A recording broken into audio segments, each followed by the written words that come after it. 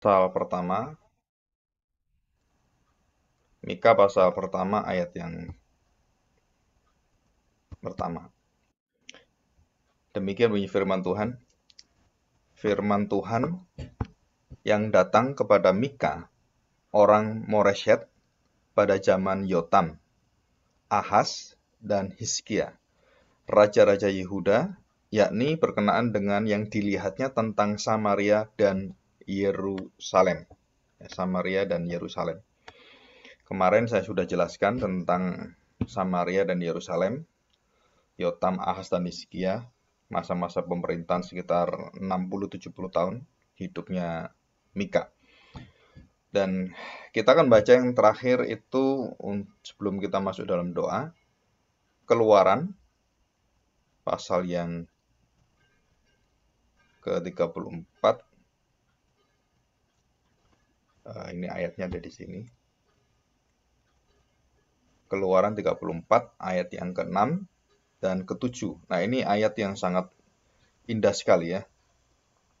Saya bacakan. Keluaran 34 ayat 6.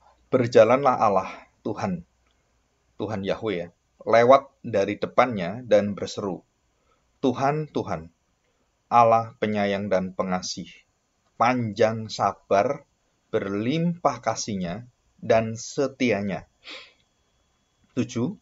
Yang meneguhkan kasih setianya kepada beribu-ribu orang, yang mengampuni kesalahan, pelanggaran, dan dosa. Jadi mengampuni kesalahan, mengampuni pelanggaran, dan mengampuni dosa. Tetapi, nah ini penting sekali, tidaklah sekali-kali membebaskan orang yang bersalah dari hukuman, yang membalaskan, nah perhatikan ya, sekali-sekali tidak membebaskan orang yang bersalah dari hukuman, yang membalaskan kesalahan orang-orang itu, bapak kepada anak-anaknya dan cucunya, kepada keturunan yang ketiga dan keempat. Nah, selama 70 tahun itu keturunan dari bapak, anak, sampai kepada cucu. Itu dibuang oleh Tuhan. Mari kita berdoa ya, kita mohon pertolongan Tuhan. Kami percaya bahwa roh Tuhan bekerja dengan jelas di dalam seluruh kitab suci, baik perjanjian baru atau perjanjian lama. Dengan jelas tertera di sana bagaimanakah orang-orang kudus, khususnya para nabi, yang dipakai oleh Tuhan dan disertai oleh Tuhan dan dibawa dalam pimpinan, di dalam kekuatan dan sandaran yang satu-satunya, yaitu roh Tuhan. Kuasa roh firman itu yang membuat para nabi berdiri tegak dan berani menantang zaman, memberitakan keadilan Tuhan, penghukuman, dan Allah sebagai hakim yang tidak bisa ditolak oleh siapapun dan tidak bisa dihindari oleh orang-orang seluruh umat manusia, dan bahkan khususnya bagi orang-orang yang dipilih Tuhan, baik dalam perjanjian lama orang Israel dan dalam perjanjian baru gereja Tuhan dan jemaat orang-orang Kristen, pengikut Kristus. Tidak terluput, kami semua akan menghadapi Allah yang sebagai hakim, dan di dalam penghakimannya adalah selalu benar, adil, dan baik adanya. Maka di sini Tuhan, kami melihat bahwa Engkau panjang sabar, kasih setiamu sungguh-sungguh tidak bisa diukur, dan kedalamannya hanya bisa diukur dengan kesetiaan dan kekuatan kekudusan-Mu Tuhan. Kami bersyukur hari ini bimbinglah kami supaya kami menjadi Mika, yang berarti menjadi serupa dengan Allah. Orang-orang yang hidupnya menyerahkan diri untuk menjadi serupa dengan Allah, yang sungguh-sungguh mencari Tuhan dan mencari kebenaran, dan dengan takut melihat dosa-dosa dan gentar melihat penghakiman Tuhan. Kami serahkan Tuhan, jadikan kami Mika-Mika untuk zaman ini. Di dalam nama Tuhan Yesus kami serahkan doa kami. Amin. Ya, kita akan melihat lebih dulu ya. Saya akan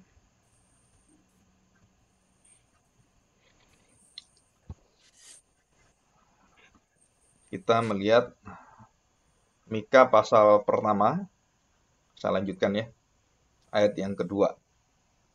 Nah, perhatikan baik-baik. Di sini ada pemberitahuan hukuman atas Samaria. Yang pertama kan. Nah, kemudian pada ayat 8, Nabi meratapi nasib Yehuda dan Yerusalem. Jadi setelah kerajaan Yerusalem dengan ibu kota Israel dengan ibu kota Samaria, Yerusalem dengan Yehuda dengan ibu kota Yerusalem, itu akhirnya dosa yang di utara itu, yang ada di Israel, itu turun akhirnya menuju kemana? Ke selatan. Dan sebaliknya dari selatan juga dosa itu akhirnya juga menjalar ke utara. Jadi sifat dosa yang kita akan pelajari hari ini adalah dosa itu mulai dari mana dan masuk ke dalam kehidupan manusia itu dari mana dan menjalar kemana. Dan sebaliknya itu akan matang, dosa itu akan matang. Jadi dosa itu punya sifat muncul pertama dari mana diberitahu oleh Tuhan, dan kemudian merusak bagaimana sampai Tuhan tidak bisa terima lagi. Dalam keadilannya Tuhan harus menghakimi dan Tuhan harus menghukum karena dosa itu sudah matang, sudah menghasilkan satu perbuatan yang tidak bisa lagi ditoleransi oleh Tuhan, dilihat lagi oleh Tuhan, dikenal lagi oleh Tuhan. Nah, kita tahu bahwa istilah kenal itu di dalam Injil, dalam perjanjian baru, itu artinya terang. Mengenal Tuhan artinya kita tahu terang. Jadi kalau Tuhan itu mengenal kegelapan, artinya kegelapan itu akan diusir oleh Tuhan, akan dilenyapkan. Dan kita melihat ini. Jadi pada ayat yang kedua, Tuhan menyatakan satu penghukuman kepada siapa? Kepada bangsa Samaria, bangsa Israel yang ibu kotanya adalah Samaria. Dan ini kejadiannya panjang ya. Panjang apa? Karena peristiwa di dalam peristiwa siapa ini? Raja Salomo, kita masih ingat bahwa mereka semua dihentikan oleh Tuhan dan karena dosa Salomo yang begitu menjijikkan itu, kerajaan Israel itu dikoyakkan oleh Tuhan dan dipisahkan oleh Tuhan menjadi dua. Jadi 10 kerajaan yang ada di Yehuda, Yerusalem, dan kemudian yang 2 di Yehuda, yang 10 ada di Israel, ibu kotanya Samaria. Jadi Israel dan Yehuda itu beda ya, dua kerajaan yang pecah dan mereka saling berperang juga, saling mengandalkan bangsa-bangsa lain dan mereka saudara, tapi juga saling merebut satu sama lain. Ini satu kehidupan yang rusaknya luar biasa karena kerakusan, ya kerakusan. Nah, kita akan melihat ini. Jadi hukuman Allah itu dimulai dari mana? Karena adanya satu kerusakan yang berada di pusat pimpinan kerohanian dan pimpinan akan kerajaan Israel dan Yehuda. Dan siapakah yang merusak itu? Adalah raja dan para imam, para nabi, dan para boleh katakan kaum Lewi yang memimpin bait Allah itu rusaknya luar biasa, ya. Itu rusaknya luar biasa. Dan kita akan melihat itu dalam perjalanan kita belajar kitab Mika, ya. Oke. Kita akan melihat pada ayat yang ke-8 ya, ayat ke-8. Nabi meratapi nasib Yehuda. Apa artinya Yehuda itu ditangisi? Jadi bukan hanya Israel yang di Samaria. Dia lihat dosanya yang luar biasa. Tapi sudah masuk ke pintu gerbang Yerusalem dan masuk ke bait suci dan merusak pusat yang penyembahan yang paling kudus itu menjadi paling menjijikkan, paling munafik, dan paling kelap gulita. Nah itu terjadi. Terus Nabi Mika yang artinya adalah Mika ha, itu ya. Jadi Mika ada hanya, ha itu dalam bahasa Ibrani itu adalah selalu dikaitkan dengan he itu penyertaan Tuhan. Mika, he itu, Mika. Ya. Nah, Mika artinya adalah mirip, serupa, segambar dengan Yah atau he, Yahweh itu. Nah, kita melihat bahwa Mika itu adalah orang yang diminta dan dijadikan serupa dengan Allah.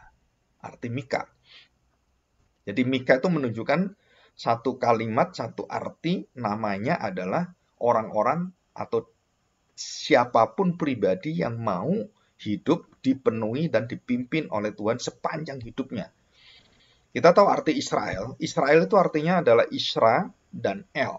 Isra itu adalah satu umat yang menunjukkan satu pergumulan, satu kehidupan yang betul-betul itu bergumul dengan Tuhan. Jadi Yakub atau Yakov, ya bahasa Ibrani Yakov, itu bergumul dengan Tuhan. Nah, digantilah namanya menjadi Israel, manusia yang bergumul dengan Tuhan. Dalam hal apa? Dalam hal seluruh kehidupan dosanya dan seluruh daripada perjuangan hidupnya melawan dosa dan bergumul menjadi serupa dengan Tuhan, itu adalah bangsa Israel. Bangsa yang dijadikan Allah dalam pergumulan dengan dosa-dosanya dan akhirnya menjadi orang yang serupa dengan Allah. Itu namanya Mikah. Orang yang bergumul artinya Israel. Jadi orang Kristen adalah orang yang bergumul dengan dunia, dosa, dan akan diubahkan menjadi serupa dengan Allah, menjadi serupa dengan Kristus. Ya. Dan itu jelas sekali. Saya akan bacakan ini ya. Mika pasal 1 ayat 8. Karena inilah aku hendak berkeluh kesah dan meratap. Jadi berkeluh kesah dan meratap. Meratap itu artinya mourning atau weeping. Weeping itu weeping prophet. Jadi Yeremia weeping, Yesaya weeping. Artinya weeping itu apa ya? Weeping itu meraung. Jadi ada meratapnya atau suara yang sangat merana gitu. Dan itu terjadi. Nah, perhatikan baik-baik. Karena inilah aku hendak berkeluh kesah dan meratap. Hendak berjalan dengan tidak berkasut dan telanjang. Menunjukkan bahwa kasut dan ketelanjangan itu adalah satu hubungan di hadapan Allah. Manusia-manusia yang berdosa itu harus mau ditelanjangi Tuhan dan menelanjangi diri di hadapan Tuhan. Supaya tidak ada lagi yang menghalangi hubungan dia dengan Tuhan, yaitu dosa-dosa kesalahan dan begitu banyak ketidaksetiaan itu, pemberontakan semuanya. Dan dikatakan di sini, hendak melolong. Jadi Nabi Mika ini sampai melolong. Diilustrasikan melolong seperti serigala dan meraung seperti burung unta. Ya, burung unta itu burung bangkai sebenarnya. 9. Sebab lukanya tidak dapat sembuh, sudah menjalar ke Yehuda sampai Yerusalem. Sudah sampai ke pintu gerbang bangsaku Yerusalem. Jadi dari yang atas itu Israel turun sampai kepada Yerusalem. Coba bayangkan sampai ke Yerusalem. Dan dosanya itu sudah tidak bisa lagi di stop. Jadi menjalar terus dan meracuni, merusak semua yang ada area kehidupan orang Israel. Dari puncak pimpinan sampai kepada rakyatnya itu sudah rusak luar biasa.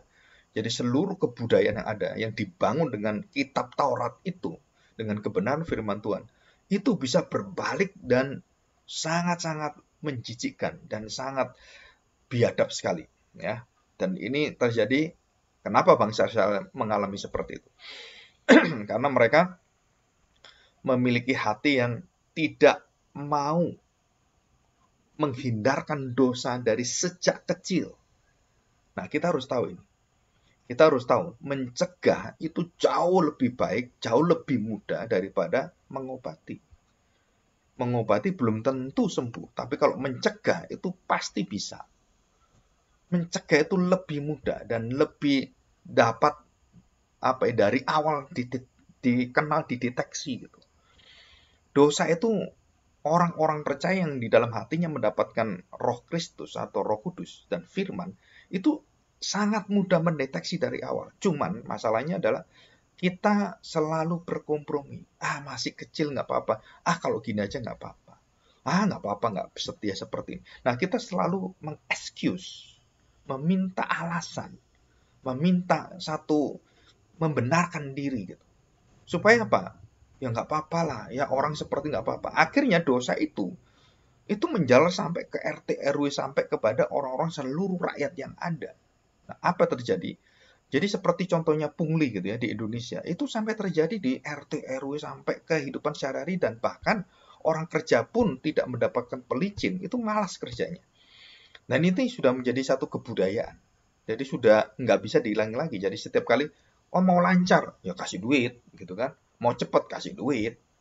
Mau nggak nunggu-nunggu, ya kasih duit. Nah, itu kebudayaan yang rusaknya luar biasa dan sudah diterima dan menjadi satu kebenaran bahwa kamu ngurus ini harus pakai ini. Jadi kita menyediakan uangnya dan itu berjalan puluhan tahun dan ratusan tahun. Nah, ini yang dilihat ya. Nah, dikatakan di sini ayat 10 di Gad, kemudian Bet Leafra gitu ya, itu merupakan desa-desa yang ada yang masuk dan terjadi satu polusi dosa yang merusak, dan juga bukan hanya polusi ya, tetapi juga terjadi pencemaran gitu. Jadi kontaminasi masuk semua ke area seluruh kehidupan orang Israel dan Yehuda. Dan bukan hanya itu, nanti bangsa-bangsa lain pun itu lebih gila lagi. Dosanya itu lebih lebih apa ya, meluas sampai seluruh dunia. Jadi Tuhan melihat, Tuhan menyayangi bangsa yang seperti biji matanya, maka dia memperhatikan itu, dia terus menegur dosanya, dia terus membawa satu kebenarannya, satu hati kudusnya. Tapi bangsa Israel menolak dan melawan Tuhan, dan bahkan memberontak pada Tuhan, dan tidak menyembah Tuhan, menyembah Allah lain, membuat Allah cemburu dalam keadilannya itu. Allah marah luar biasa. Ya, dan kita akan melihat ini. Dan saya tidak terangkan satu persatu ya, desa-desa itu apa. Tetapi kita harus tahu bahwa dosa yang dibuat oleh bangsa Israel itu sudah tidak bisa lagi ditoleransi oleh Tuhan. Nah, sebagai contoh seperti bangsa yang selalu melawan dan menghakimi atau menghukum gereja dengan cara berpikir yang laknat, yang cara berpikir yang merusak itu. Tuhan mendiamkan, seolah-olah Tuhan sabar sekali. Tetapi ada waktunya, seperti Sodom dan Gomora, seperti Habil yang berteriak kepada Tuhan karena dosa Kain atau dosa Akan yang didiamkan, itu akhirnya kalah orang Israel. Terus Ananias dan Safira di Alkitab, kelihatannya Tuhan itu berdiam. Enggak. Tuhan itu menantikan dengan hatinya yang panjang, sabar, dengan kasih setianya dan kemurahannya itu terus dipamerkan oleh Tuhan. Tetapi yang terjadi, manusia nggak mau. Dia tidak mau milih Tuhan, dan itu terjadi. Ya. Nah, perhatikan ayat 16. Cukurlah dan gundulkanlah kepalamu karena anak-anak kesayanganmu. Jadikanlah kepalamu gundul seperti gundulnya burung bangkai. Vultures itu ya. Sebab daripadamu mereka akan masuk pembuangan. Tuhan sudah ingatkan ini. Kalau kamu tidak bertobat, kamu tidak menggunduli kepalamu, kamu tidak jatuh dalam abu dan debu, dan kamu tidak menanggalkan kasutmu dan berjalan dengan telanjang dan merasakan dosa akan dibuang oleh Tuhan, maka apa yang terjadi? Tidak ada ampun lagi. Kamu akan dibuang oleh Tuhan. Menjadi bangsa yang bukan dipilih, tapi bangsa yang dibuang oleh Tuhan. Jadi kebalikannya. Jadi kita harus tahu ini adalah tanggung jawab manusia. Ya, oke. Jadi kita lihat bahwa kaki Mika itu berkaitan dengan yang dituliskan oleh Yesaya. Ya, Yesaya menuliskan tentang kaki itu dalam Yesaya 49, nanti bisa dibaca di rumah. Dan kita tahu bahwa Mika ini sangat dekat berkaitan dengan nabi besar Yesaya, karena banyak tulisan-tulisannya itu berkaitan, dan bahkan cara-cara pemakaian katanya hampir sama dengan Yesaya. Ya, kaki-kaki yang datang membawa kabar baik. Nah, itu kita akan lihat ini. Jadi Mika itu adalah orang-orang yang memperlihatkan kepada pemimpin-pemimpin yang berdosa, yang rakus, yang begitu tamak sekali, dan sampai kepada apa? Sampai kepada orang-orang yang ada di dalam bait Allah pun itu tidak mau melayani kalau tidak ada uangnya, kalau tidak ada pelicinnya, kalau tidak ada istilahnya tuh ya uang sogokannya gitu ya. Artinya uang manisnya itu. Nah, itu tidak dilayani. Nah, itu bisa kita lihat di mana? Bisa kita lihat di dalam Mika pasal kedua. Mika pasal kedua. Coba kita lihat Alkitab ya. Mika pasal kedua, judulnya apa? Kutuk atas orang yang menindas. Menindas siapa ini? Orang-orang miskin. Jadi di dalam bait Allah itu, di dalam gereja Tuhan, banyak orang-orang kaya yang tidak memperhatikan nasib orang-orang yang di dalam kehancuran, dan gereja atau bait Allah itu merayakan semua dengan keindahan yang luar biasa dengan segala kelimpahannya. Tapi mereka tidak pernah melihat sama sekali orang-orang miskin, fakir miskin, orang-orang yang dalam kesengsaraan, yang seharusnya itu diperhatikan oleh bait Allah. Jadi 33% bait Allah itu adalah untuk sosial sebenarnya, persembahan. Jadi kalau kita perpuluhan aja, 1/10 dari hasil kita, Kita sudah susahnya setengah mati. Bangsa Israel itu 33% per tahun coba. Jadi per tahun itu karena hasilnya setahun. Jadi per tahun, bukan per bulan, per tahun. Itu aja Tuhan mengatakan kamu seperti itu aja masih susah. Jadi Tuhan kalau kita lihat bukan hanya menuntut 33% sebenarnya. Tapi Tuhan menuntut adalah hati orang bangsa Israel yang sungguh-sungguh. Bukan ritualnya. Nah ini kita harus tahu prinsipnya.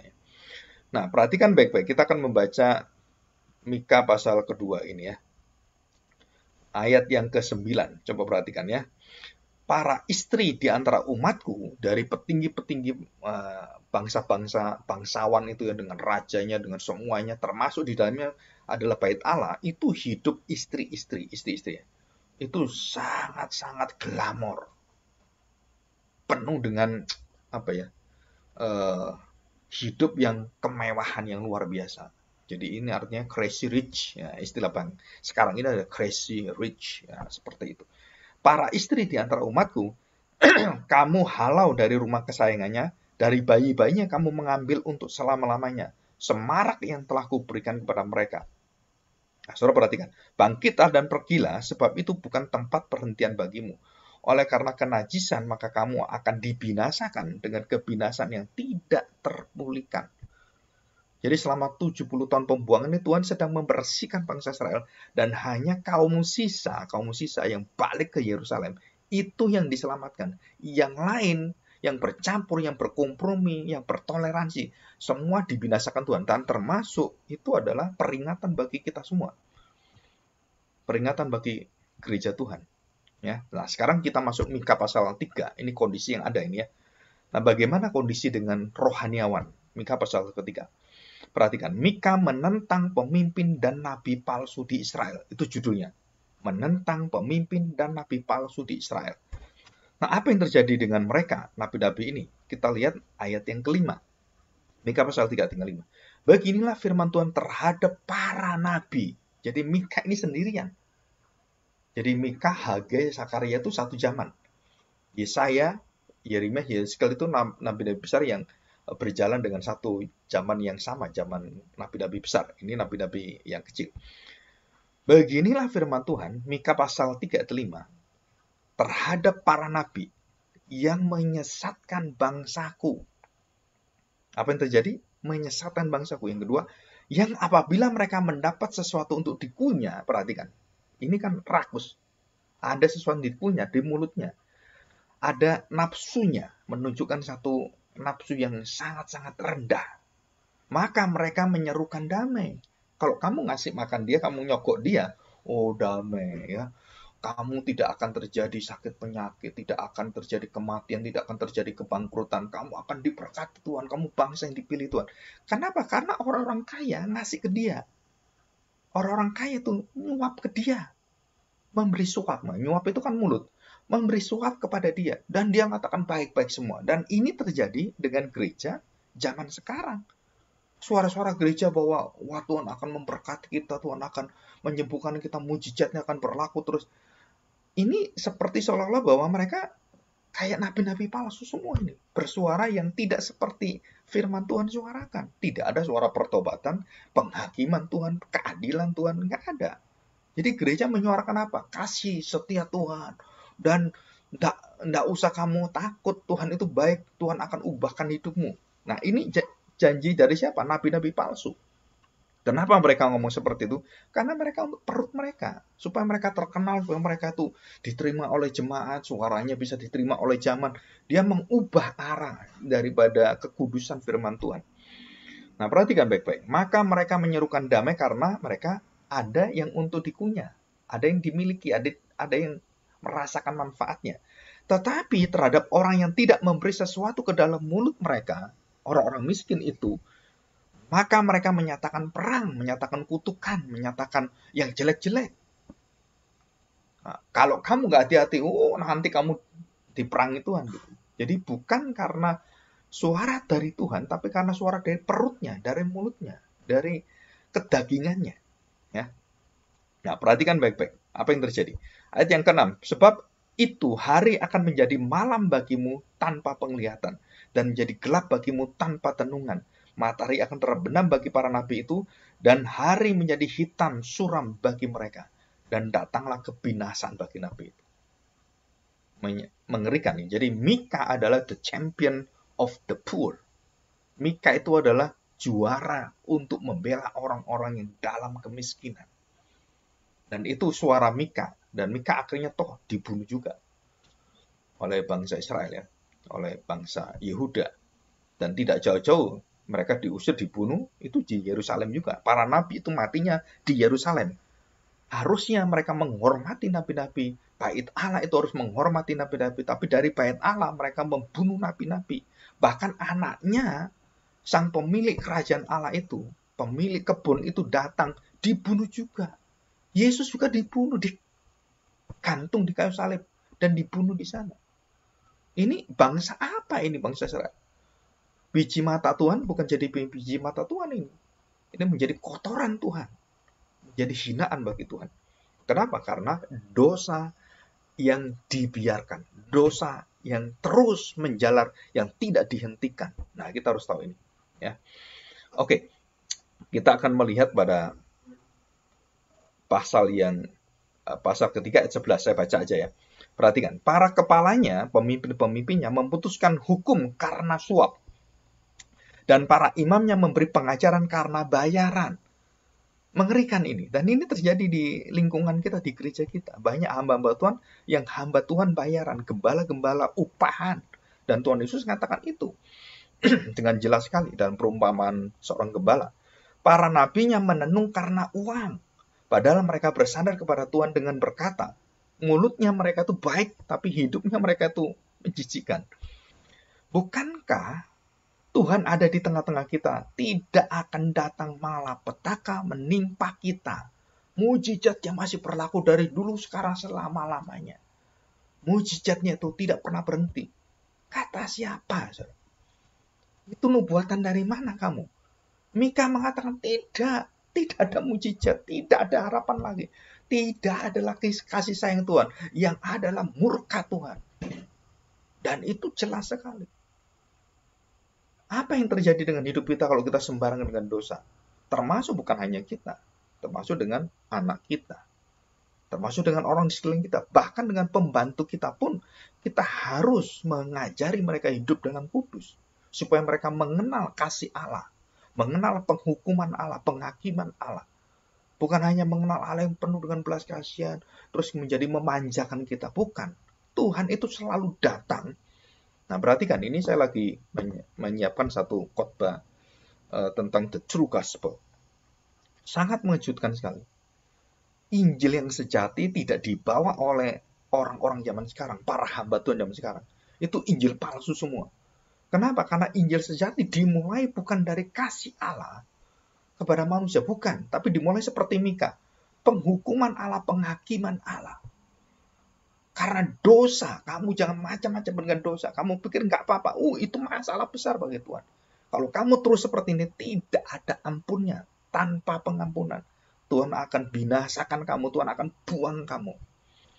Dan itu pertama adalah, kabar berita Injil pertama adalah kebinasaan. Justice. Baru kalau kamu bertobat, Tuhan panjang sabar, kasih setianya. Tuhan akan menghibur kamu, Tuhan akan menerima kamu. Tapi setelah apa? Justice dulu. Penyadaran akan dosa itu yang paling awal. Khotbah dari Yohanes Pembaptis. Bertobatlah, kerajaan Allah sudah. Apa itu bertobat? Tuhan sedang murka ini. Angkatan ini akan dibinasakan Tuhan. Tuhan Yesus mengatakan demikian. Jadi bahkan Tuhan Yesus pun berkhotbah tentang apa? Keadilan Tuhan. Bukan tentang kasih Tuhan loh. Coba pelajari di Kisah Para Rasul. Saya lagi menelisik kitab-kitab dalam kitab Kisah Para Rasul termasuk Yohanes semua. Apa yang dibicarakan? Yang pertama, bukan kasih, bukan belas kasihan. Mercy, love, bukan. Tapi apa? Keadilan Allah di depan. Dan itulah the true gospel. Jadi semua yang membalik itu, yang tidak ada keadilannya, tidak ada kemarahan Tuhan, tidak ada hukuman Tuhan, nggak ada. Bagi orang percaya kita nggak ada hukumannya. Kita nggak akan, ya artinya bahkan diadili pun tidak kita. Kenapa? Karena itu sudah anak-anak Allah, anugerah Tuhan. Nah ini nabi palsu. Joseph Prince, Hyper Grace, dan semua mengajar ini, dan itu nabi palsu. nabi palsu. Joel Osteen juga sama, itu nabi palsu. Joyce Meyer dan banyak itu tele-evangelis dari Amerika, bahkan juga di Indonesia. Satu persatu kalau kita lihat dari beritanya, oh ini nabi palsu, ini nabi palsu. Karena tidak pernah menyuarakan penghakiman Tuhan, keadilan Tuhan, hukuman Tuhan, dan kamu harus berubah dan dosamu itu sudah jumput ke pintu gerbang Yerusalem dan sudah muncul ke surga sehingga tinggal ditebas oleh Tuhan. Dan kapak itu tersedia, kata Yohanes, akan menebang engkau semuanya dan dibuang dalam api. Dan jelas sekali, apa itu pesannya? Penghukuman. Yohanes, Tuhan Yesus, para rasul sama, dan gereja sampai hari ini juga sama. Kita berbicara pada dunia, bicara apa? Tuhan kasih kamu? No. Tuhan akan binasakan kalian kalau kalian tidak percaya pada Kristus Yesus Tuhan. Dan itu berita yang awal. Dan kita mana berani ngomong seperti itu, memberitakan Injil seperti itu. Kita memberitakan Injil dengan apa? Pak, jangan gitu Pak, orang susah terima. Kita harus menyatakan mujizat Tuhan supaya mereka terima Tuhan Yesus. Siapa bilang? Saya beritahu bangsa Israel itu menerima mujizat Tuhan ribuan mujizat, dan bukan hanya setahun 2 tahun, ribuan tahun. Mereka keras kepala dan itu bukan jalan Tuhan. Jalan Tuhan adalah justice. Itu pertama. Tuhan cemburu. Tuhan tidak mau tidak disembah. Jangan menyembah lain. Itu adalah satu kalimat utama dalam Taurat adalah justice. Ya. Wah, ini kalau saya bicara tentang penginjilan itu semangatnya luar biasa. Kenapa? Karena saya merasakan Mika itu merasakan hal seperti ini. Coba bayangkan, hamba-hamba Tuhan itu menenung, bersandar kepada uang, mulutnya, kepentingannya, dan semuanya itu. Dan bahkan mengatakan, bukankah Tuhan ada di tengah-tengah kita? Tidak akan datang malapetaka menimpa kita. Enggak akan. Tuhan itu baik. Tuhan itu setia kepada kita. Dan puji-pujian yang sekarang juga menyatakan, setia Tuhan untuk saya. Bukan saya untuk Tuhan. Semua lagu-lagu arahnya adalah antroposentris. Dan jarang sekali lagu seperti zaman-zaman dulu yang berpusat kepada Tuhan. Segala-galanya adalah untuk Tuhan. Kemuliaan Tuhan. Meninggikan Tuhan. Ya. Sekarang kita lihat Musa yang keempat, ayat yang pertama. Ya, 4 ayat yang pertama. Jadi di dalam pemerintahan manusia tidak ada keadilan. Di dalam pengadilan tidak ada kebenaran. Dan semua itu yang paling adil di pengadilan itu menjadi paling bobrok karena suap, karena perut, karena kepentingan, dan semuanya. Karena politik dan semuanya. Dan termasuk yang harusnya di Yerusalem, yaitu pusatnya Bait Allah, itu menyuarakan suara kekudusan. Itu menyuarakan suara-suara kepalsuan. Nabi-nabi palsu, Injil-Injil palsu, dan juga orang-orang yang dipimpin dengan mengatakan dirinya adalah para pembawa berita sukacita. Yang padahal bukan Injil. Nah, itu terjadi. Ya. Nah, perhatikan pada akhir zaman, pada perubahan nanti di depan, masa depan, dikatakan Sion sebagai pusat kerajaan damai. Akan terjadi pada hari-hari yang terakhir, gunung rumah Tuhan akan berdiri tegak mengatasi gunung-gunung dan menjulang tinggi di atas bukit-bukit. Bangsa-bangsa akan berduyun-duyun ke sana. Dan itu sama dengan Yesaya pasal 2 ayat 2 sampai 4. Ya. Yesaya pasal 2 ayat 2 sampai 4. Sama ya.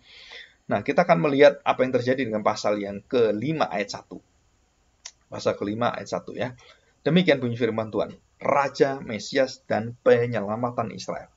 Jadi kalau kamu nggak ditolong oleh Tuhan dengan juru selamat Mesias, kamu menjadi bangsa yang tidak akan ada keistimewaannya. Kamu bukan lagi bangsa yang dipilih Tuhan. The chosen nations. Bukan, kamu akan bangsa yang dibinasakan Tuhan. Nah, ayat yang 1, pasal 5 ayat 1. Raja, Mesias, dan penyelamatan Israel. Tetapi engkau, hai Bethlehem Efrata, hai yang terkecil. Perhatikan, Bethlehem itu desa yang terkecil. Boleh dikatakan kota yang sangat kecil. Kegiatannya sangat kecil dan semuanya sangat kecil yang tidak terperhatikan. Tapi kepentingannya itu mendukung dan menopang seluruh kota-kota di Israel. Dan terutama adalah Yerusalem dan Bait Allah didukung oleh Bethlehem. Nah, nanti saya akan ceritakan. Ya. Bethlehem Efrata, hai yang terkecil di antara kaum-kaum Yehuda. Daripadamu akan bangkit. Nah, bukan lahir ya. Akan bangkit. Bangkit itu artinya satu kematian itu akhirnya dibangkitkan, satu kematian itu akhirnya dihidupkan, kamu akan dibangkitkan.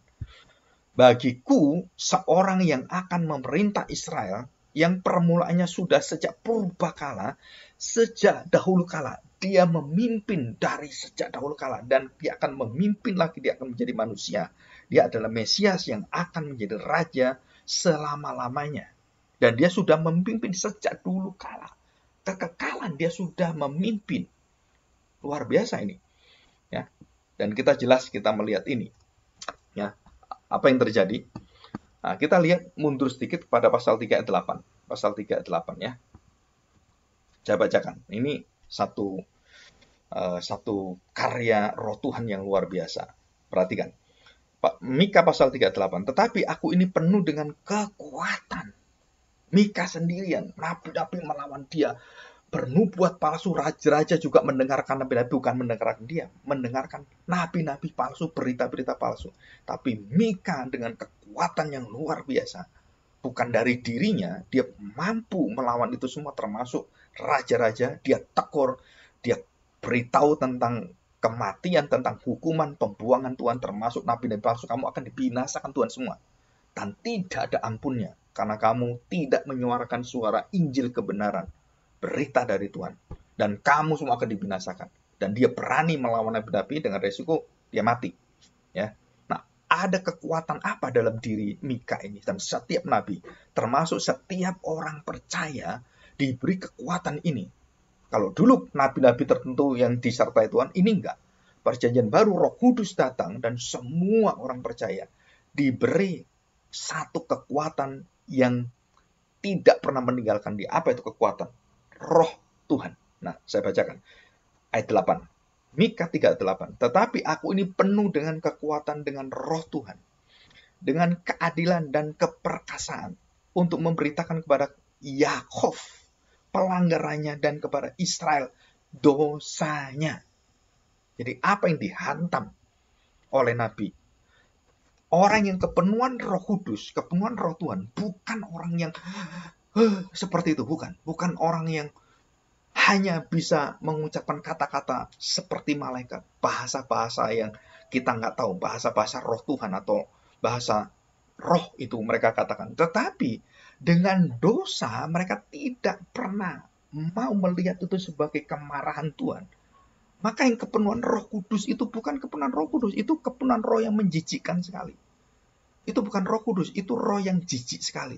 Roh najis yang tidak mentahirkan kamu, tetapi membawa kamu kepada dosa yang sama kamu lakukan. Dan menurut penelitian di dalam kekristenan, kita tahu bahwa orang-orang yang merasa dirinya penuh dengan Roh Kudus itu hidupnya dipimpin oleh roh kegelapan. Bahkan saya mengalami hal seperti itu dengan orang-orang yang di dalam gereja-gereja seperti itu, yang pernah mengundang saya, dan kemudian ada majelis yang masih muda, boleh dikatakan pendeta pembantu, pendeta muda gitu. Apa yang terjadi? Waduh, mukanya itu bagus sekali. Tapi setelah itu, setelah saya tahu dan mengenal istrinya, mengenal anak-anaknya, berbeda sekali. Kenapa? Minta cerai mereka. Kenapa? Karena suaminya sering dengan kemarahan dan sering dengan tidak terkontrol itu emosinya. Itu nyakiti anaknya, gebukin anaknya, pakai sabuk, kemudian mukul istrinya. Loh, bagaimana Roh Kudus itu bisa memimpin kamu yang penuh dengan damai, penuh dengan kesabaran? Di mana itu semuanya? Padahal kamu bisa bahasa roh di gerejamu. Kamu bisa mengatakan banyak hal. Tetapi keadilan Tuhan tidak pernah kamu rasakan. Itu bukan Roh Kudus.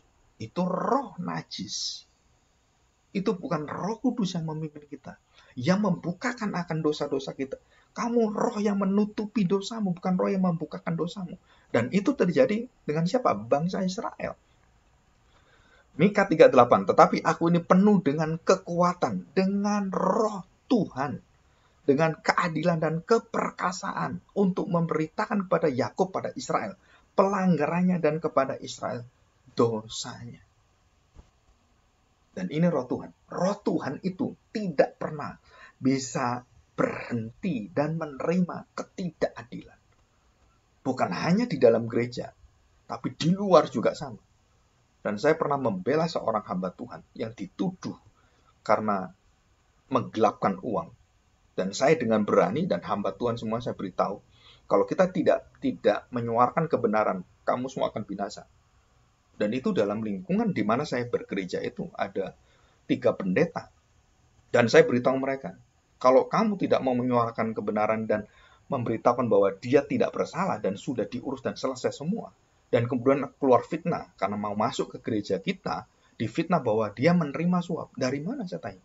Bahkan sampai kepada ketua majelisnya, para penatuannya, saya telepon semua. Benar nggak ini ada perkara gini? Oh enggak Pak, itu salah ngerti. Dan kita sudah beres, nggak ada masalah dengan hamba Tuhan. Dan tidak ada perkara lagi. Dan kami tahu bahwa orang yang memfitnah itu mati Pak sekarang. Yang memfitnah hamba Tuhan ini mati. Wah, saya kaget sekali. Jadi ini benar-benar. Nanti kalau mau saya panggil, mau nggak? Saya temukan dengan pendeta kami dan para penatua kami. Boleh Pak, kami akan datang. Dan orangnya datang saya panggil. Tetapi para hamba Tuhan dan para pemimpin gereja itu nggak mau datang, ketakutan. Dan apa yang terjadi?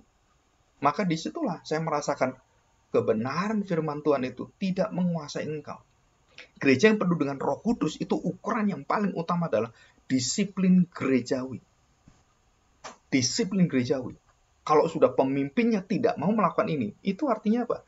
Kamu untuk siapakah melayani Tuhan? Untuk kebenaran, untuk kekudusan, untuk nama kemuliaan Tuhan, atau untuk menjaga dirimu? Dengan kebencian seperti itu. Apalagi ini hamba Tuhan. Ini nabi-nabi yang disertai Tuhan. Kasihan Mika itu menjadi serupa Allah. Apa yang menjadi serupa Allah? Dia mendapatkan hukuman bukan dari Tuhan, dari bangsanya Israel dan dari Yehuda, dan dia dibunuh. Dan sama seperti kita semua, berjalan di dalam lurus dalam firman Tuhan, dalam kekudusannya. Saya siap. Kenapa? Mau kamu keluarkan, mau tidak. Dalam segala masalah, saya tetap menyatakan dia sudah selesai perkaranya. Dan gerejanya sudah tidak ada masalah. Dan kita semua tahu itu. Dan kita jangan memfitnah lagi. Dan saya katakan itu. Karena berani seperti itu. Dan hamba Tuhan semua berdiam. Dan saya mengatakan, kapan kamu mau menyuarakan suara kebenaran? Kalau seperti ini, kamu gembala upahan. Gembala perutmu. Gembala kehormatanmu. Dan saya katakan, ini terjadi di Israel. Para nabi-nabi sama seperti kamu. Marilah kita menjadi Mika, berani menyuarakan kekudusan kebenaran, dan kita berani menegur orang di dalam dosa. Karena apa? Karena ada kasih Tuhan. Karena ada kesempatan, ada penghiburan. Ayo bertobat. Kok malah saya dimusuhi? Kenapa saya menjadi orang yang memberitahu kebenaran, kok malah kamu memusuhi saya? Harusnya kan berteman dengan saya. Harusnya kamu bersyukur. Tapi itulah, dunia membenci kamu bukan karena kamu, tapi karena aku. Nah, ini kata Tuhan ya. Oke, kita lanjutkan. Ya. Coba kita lihat. Yang pertama, ya. Kita sudah melihat ini kekuatan Roh Tuhan, bagaimana kerajaan Allah itu harus ada orang-orang yang dipimpin oleh Tuhan menjaga kebenaran hati Tuhan yang adil itu dan menyatakan apa setelah itu? Mercy of God, justice, menunjukkan God is just, God is right, God is good all the time. Jadi menunjukkan bahwa Tuhan marah itu menyatakan bahwa dialah Tuhan. Dialah yang berhak marah. Dia yang berhak untuk membalaskan dosa-dosamu. Dia berhak untuk mengadili engkau. Dengan apa? Dengan kebenarannya. Dengan suaranya, dengan hatinya, dengan hikmatnya. Yang ketiga, Pak, untuk melihat dosa adalah dosa di hadapan Allah. Bukan di hadapan orang berdosa. Bukan di hadapan penjahat. Bukan.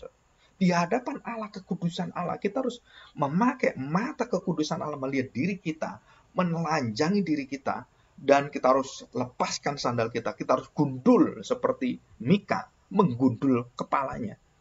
Jadi kalau kita terlalu banyak dosa, saya pernah ketemu dengan satu hamba Tuhan. Loh Pak, kenapa gundul? Aduh Pak, saya melakukan dosa yang besar. Tapi dia tidak mengatakan dosa apa terhadap keluarganya. Dan kemungkinan besar dia waktu itu ada masalah dengan keluarga dan dia mau cerai. Terus dia sadar akan dosanya. Karena akan perselingkuhan dia, akan kerusakan dia. Maka dia dalam kesedihan luar biasa, dia gundul. Saya kaget sekali. Kenapa kamu gundul? Dan dia mengatakan dosa. Orang gundul itu nggak malu kan? Gundul. Menunjukkan apa? saya tidak malu lagi terhadap dosa saya. Kalau tidak, bagaimana saya bisa menerima kebenaran Tuhan? Jadi artinya apa? Ditelanjangi, tanda petik ya. Kalimat ini agak negatif. Kamu sedang dipermalukan Tuhan di hadapan bangsa-bangsa yang dulu menjadi bangsa pilihan Tuhan, biji mata Tuhan. Kamu sekarang menjadi bangsa yang tidak lebih daripada bangsa sampah dan gundul. Hei gundul, gundul gitu. Nggak apa-apa. Memang saya berdosa. Dan itu dikatakan Daud. Waktu Shimei mengutuk dia, memang saya berdosa. Saya orang berdosa. Kutukilah saya. Memang betul saya berdosa. Tetapi ingatlah, saya punya Tuhan yang ngampuni saya. Dan kamu akan berurusan dengan dia. Akhirnya Shimei dibinasakan, dibunuh, dan dipenggal oleh Salomo. Karena Daud tidak mau. Dia menerima itu. Tapi Salomo anaknya akhirnya penggal dia. Nah, Tuhan membawa keadilan, tetap keadilan. Yang keempat apa? Kalau kita sudah mengenal keadilan Tuhan, dalam kitab Mika itu, sudah diperingati dosa kita tetap terus sampai memuncak. Dan Tuhan sudah tidak bisa terima lagi dalam arti bahwa kekudusan Tuhan itu harus ditegakkan. Terang firman Tuhan ditegakkan, maka Tuhan akan menghantam kita dan menghajar kita dengan murkanya. Tetapi jika kita bertobat, Tuhan mengatakan apa? Forgiveness. Aku akan menerima engkau. Aku akan menghibur engkau. Aku akan memulihkan engkau. Mengubah hidupmu. Yang dulu kamu di desa-desa kehancuran semua, aku akan ubahkan dengan apa? Hidup yang betul-betul menjadi bangsa yang di atas segala bangsa dan terang bagi bangsa-bangsa lain. Dan sampai hari ini Israel menjadi terang bagi bangsa lain. Dalam hal apa? Seluruh teknologi, seluruh kehidupan, semua penemuan-penemuan yang ada bagi kemanusiaan, baik itu penemuan dalam pengetahuan umum, pengetahuan IPA, pengetahuan yang seperti matematika, kimia, sampai bom atom, bom nuklir, itu semua yang menemukan adalah orang Israel. Sampai teknologi yang kita pakai, zooming dan semuanya, semua ini penemuan ini semua dari bangsa Israel semua. Betul-betul menjadi terang bagi bangsa-bangsa. Lampu yang menerangi kita ini, atau Thomas Alva Edison, itu keturunan Yahudi. Einstein keturunan Yahudi. Dan banyak yang lain. Steve Jobs, Bill Gates, Mark Zuckerberg, semua keturunan Yahudi. Kok bisa mereka hebat? Karena bangsa yang bergumul dengan Tuhan. Jadi keturunannya itu diberkati turun-temurun. Luar biasa ya. Ya. Saya ada satu persiapan juga. The Holy Seed. Jadi orang-orang Kristen yang menikah dengan iman yang sama, dengan kekudusan yang sama, kamu akan melahirkan The Holy Seed. Dijamin oleh Tuhan ini. Jadi kalau kamu menikah dan punya anak, anakmu itu adalah anak milik Tuhan. Anak perjanjian. Maka kita kenapa membaptis bayi sejak dari kecil? Karena ada perjanjian Tuhan. Ada kepastian dari Tuhan. Kita bukan, biarin nanti kalau dia melawan Tuhan gimana? Nah, kamu membuka satu hati, anakmu akan melawan Tuhan nanti. Enggak, Tuhan mengatakan apa? Keturunan ilahi. Ini luar biasa. Dan waktu saya kawin, saya tahu bahwa begitu saya punya anak, ini keturunan ilahi dan ini milik Tuhan dan semua ada dalam kuasa Tuhan. Dan sebelum waktu itu tahun pertama saya belum punya anak, tahun kedua masuk tahun ketiga baru punya anak. Saya sudah berdoa bahwa semua ini adalah dari Engkau Tuhan dan saya persembahkan semua untuk nama Tuhan. Dan terjadilah apa yang Tuhan mau dan seperti yang sulit kita mengerti. Dan akhirnya Tuhan mengambil semua. Dan itu adalah sukacita. Kenapa? Memang hati kita sulit menerima, tetapi kita tahu Tuhan itu baik, adil, setia, dan benar. Dan kita ada sukacita yang tak terhingga nanti di surga. Kita bertemu dengan orang-orang yang diikat oleh itu dengan darah dan tubuh dan daging Kristus. Dan kita akan selama-lamanya di sana. Dan dikatakan apa? Transformation life dalam hidup kita. Dan itu dijanjikan oleh Tuhan. Setelah 70 tahun kamu akan bertobat, kamu akan diberikan Mesias, dan Mesias akan datang, dan roh Tuhan adalah kekuatanmu. Kamu akan memperlihatkan pada dunia. Dunia akan kamu tahukan. Pergilah ke seluruh muka bumi, ke ujung-ujung bumi. Beritakanlah Injil. Dan waktunya nanti Tuhan bertahta, Tuhan akan datang. Setelah apa? Injil diberitakan seluruh muka bumi, Yesus akan datang. Dan itu nubuatan dari Mika. Menjadi serupa Allah. Dipenuhi dengan seluruh kekuatan Allah. Mari kita berdoa. Kita bersyukur, mari kita bawa hati kita supaya kita merasakan hati Mika yang melolong, yang meraung, yang meratap terhadap dosa-dosa bangsa Israel, terhadap dosa-dosa bangsa kita, bangsa Indonesia, terhadap dosa presiden kita, terhadap dosa para pemimpin agama kita, pendeta kita, yang menyuarakan suara Injil yang palsu. Mari kita berdoa, kita menyatakan bahwa Engkau di dalam penghukuman Tuhan. Jangan main-main dengan Tuhan. Berita Injil adalah berita yang tidak bisa dipalsukan oleh siapapun. Jika engkau memalsukan, celakalah engkau. Mari kita berdoa. Bapa, kami bersyukur, berterima kasih. Kami melihat Mika di dalam pergumulan kesengsaraan sebagai nabi. Sungguh Tuhan, dia engkau pakai bukan karena dari keturunan nabi, sekolah teologi, tapi dari seorang petani yang biasa, seorang yang awam sekali. Tapi engkau angkat dia.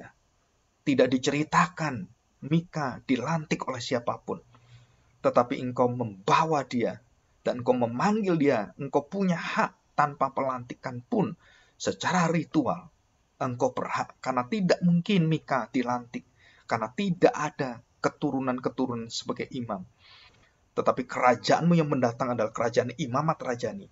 Bukan hanya dari keturunan imam, tapi semua orang yang percaya dalam keturunan darah dan daging Kristus adalah orang-orang laki-laki dan khususnya adalah imam-imam Tuhan, raja-raja Tuhan, dan nabi-nabi Tuhan. Dan itu tertulis dalam 1 Petrus pasal 2 ayat 9. Tuhan bawalah kami, supaya kami sadar betul bahwa panggilanmu adalah panggilan melampaui segala ritual agama. Jika kami dipanggil oleh Tuhan untuk menjadi hambamu, menjadi umatmu yang sungguh-sungguh mempersembahkan secara khusus kepada engkau Tuhan, baik menjadi hamba Tuhan, baik menjadi apapun, menjadi penginjil, Tuhan berikan hambamu. Kami semuanya panggilan yang sejati itu. Karena pada dasarnya diri kami adalah nabi-nabi Tuhan. Raja-raja bersama dengan Kristus. Imam-imam sebagai imam-imam bersama dengan imam besar kami, Tuhan kami Yesus Kristus. Terima kasih Bapa. Terima kasih Roh Kudus. Kami serahkan doa kami ini. Amin.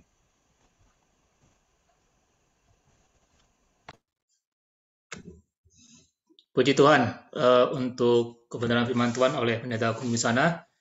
Bapak Ibu Saudari dalam Kristus, kita akan langsung masuk pokok doa siapa dia.